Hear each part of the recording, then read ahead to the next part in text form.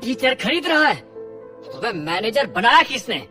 जबान संभाल कर बात करो। जिससे तुम फटीचर बोल रहे हो वो अगर उसने सुन लिया ना तो तुम्हारा जीना हराम कर देगा। मैनेजर ने उसे धमकाते हुए कहा।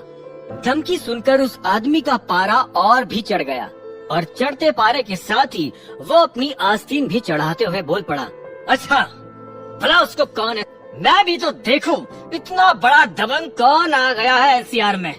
उस आदमी की नादानी देखकर मैनेजर ने उसे धीरे से समझाया, देखो भाई फालतू पंगा मत लो उससे, टाइगर का आदमी है वो, जरा समझो। टाइगर का नाम सुनते ही उस आदमी की रूह कांप गई और उसने फिर अपनी आस्तीन नीचे कर ली। उसे समझ नहीं आ रहा था कि अब वो क्या बोले या करे, इसीलिए मैनेजर से बिना नजर मिलाए वो थैंक यू बोलकर स्टोर से भाग निकला। मैनेजर ने उसे जाते देख सिर हिलाकर एक फीकी सी मुस्कान दी और उस घड़ी को पैक करके अपने कैबिन में आ गया। अभिनव सर, ये आपका गिफ्ट। अगेन जो भी हुआ उसके लिए हाथ जोड़कर माफी। It's okay. अभिनव ने अपना गिफ्ट लिया और फिर एक पल के लिए उस सिसकती हुई सेल्स गर्ल की ओर देखा। और तुम अपनी इंटेग्रिटी सुधारो, समझी? अभिनव को सेल्स गर्ल पर गुस्सा करते देख मैनेजर भी उसके ऊपर चढ़ गया।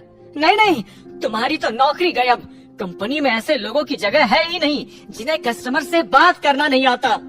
मैनेजर की बात सुनते ही वो सेल्स गर्ल शॉक हो गई और अपनी जॉब के लिए गिड़गिड़ाने लगी। Sir extremely sorry sir, please job से मत निकालिए। मैनेजर फिर से उस पर बरसने वाला ही था कि अभिनव ने उसके कंधे पर हाथ रखकर उसे शांत हो जाने का इशारा किया। सेल्स गर्ल अभिनव को उसके बचाव में आते देख हैरान हो गई और उसके पैर पकड़ने तक आ गई। हालांकि अभिनव तुरंत ही स्टोर से बाहर निकल चुका था। वापस गुड़गांव जाते हुए अभिनव रास्ते में उस घड़ी की सुंदरता को ही बार बार देखे जा रहा था। वो जल्द से जल्द अलायना को फोन लगाकर इस गिफ्ट के लिए थैंक यू कहना चाहता था, लेकिन फिर उसे लगा कि शायद इटली में मौजूद अलायना फिलहाल किसी और काम में बिजी होगी। सिंह परिवार के घर में घुसते और गाड़ी गैरेज में लगाते हुए ही अभिनव ने नोटिस किया कि डैशबोर्ड पर एक लाल रंग की छोटी सी लाइट लगातार ब्लिंक करे जा रही थी। अभिनव ने यह लाइट सुबह मायरा के साथ लंच पर जाते हुए भी नोटिस की थी, पर फिर वो इसके बारे में भूल गया था। अभी फिर से उसे ब्लिंक करते देख अभिनव उसके नजदीक गया और तब उसे एहसास हुआ कि वो गाड़ी का कैमरा था जो कि हर वक्त ऑन ही रहता था। इसको तो चेक करना ही पड़ेगा कल। देखते हैं क्या क्या रिकॉर्ड हुआ है अभी तक। अपनी गाड़ी की चाबी घुमाता हुआ अभिनव घर के गेट के पास आया ही था कि अचानक वो अपने आप खुल गया और उसे अपने सामने चिराग दिखाई दिया। तुम यहाँ क्या कर रहे हो? चिराग को देख अभिनव ने हैरानी से पूछा। यह सवाल तुम खुद से करो तो ज्यादा बेहतर होगा। क्यों? चिराग ने उसे घूरते हुए जवाब दिया और फिर अभिनव की ड्रेस नोटिस की। क्या बात है, आज वापस अपने फटीचर आउटफिट में आ गए। घुटन हो रही होगी ना तुम्हें महंगे कपड़ों में। अभिनव ने अपने दांत पीस लिए। अबे तुझसे जितना पूछा है उसका जवाब देना। अनन्या अब शादीशुदा हो गई है तो क्यों आ रहा है उससे मिलने बार बार? अभिनव की ऊंची आवाज सुनकर चिराग को हंसी आ गई। ओके ओके, शांत हो जा लाडले। जितनी जल्दी शादी हुई है ना उससे भी जल्दी डाइवोर्स हो जाएगा। आखिर कब तक अनन्या तेरे जैसे भिखारी के साथ रहेगी? अभिनव ये सुनकर गुस्सा हो गया और उसने चिराग को उसके शर्ट से पकड़ लिया।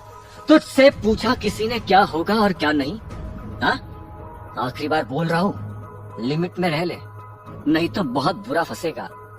अभिनव की धमकी सुनकर चिराग भी उसे घूरते हुए बोल पड़ा। बात है ना औकात में रहकर करनी चाहिए। तेरी औकात क्या है और मेरी क्या है ये हम दोनों अच्छे से जानते हैं, है ना? तू दोनों की औकात नहीं जानता है। अगर मैं अपने पर उतर आया ना तब तू तेरी असली औकात जान जाएगा। लास्ट वार्निंग, अनन्या से दूर। Got it? अभिनव की आंखों में आग साफ झलक रही थी। हालांकि चिराग उसके ज्यादा मुंह लगने के मूड में नहीं था, इसीलिए वो अपनी शर्ट छुड़ाकर वहाँ से जाने लगा। जाते जाते उसने ये भी कहा कि कुछ भी कर ले, लेकिन अनन्या सिर्फ मेरी होगी। अगर तू बीच में आया तो तुझे भी देख लूंगा।